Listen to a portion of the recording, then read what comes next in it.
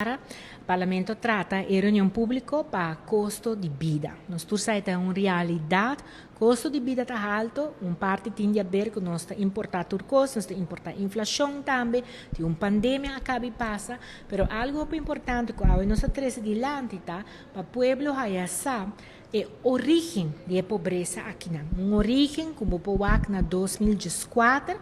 Holanda está caindo, no momento que o Mike está na mando desde 2009, caminho que no 2010 acaba, presidente do Banco Central avisou que está trabalhando déficit e deve nunca antes visto, caminho que o IMF hala sua atenção acaba no 2013, caminho que o Raad van Advies binta bisele dos Banco Central Fitch, Standard & Poor's que lugar internacional também bisa mais que se sigue assim é também cria pobreza para Aruba. Awe nós está viva e pobreza aí na Aruba. Awe é resultado de mal manejo de Mike amplificar com pandemia, porque a pandemia atrese com ele deve atrese com ele problema não para nosso país e de qual é o qual nós fazemos também tá repassar e cabelo de Mike. Para Kiko passou na Aruba 2 viagens até cabelo. 1994, o tempo é Mike estava o coordenador principal do governo e agora depois na 2014, 20 anos depois, ora Mike mesmo está ministro presidente, Aruba a volve passa de vergonha de haja koninklijk besluit, besluit de Holanda, den qual nanta manda bisa Mike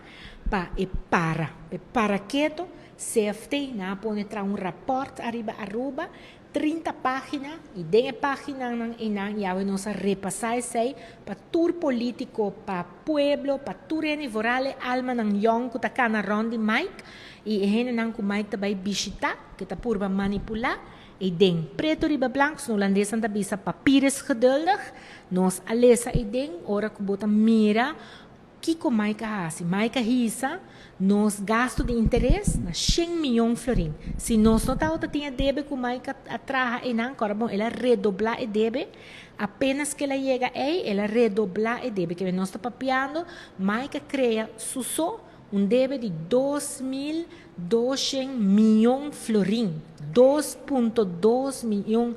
Ora, bobaileza, não está de inversão, está de consumo, que men para tem gente na rond, caminhando bisa, gasto de personal sobre 20%, para você estava lleno aparato público, e meta auto tem 100 pico gente riba su payroll, que men ela abusa de gente que viaja, agora bom, vamos para Zuid-África, Sul de África, ela vai wak local que tá futebol,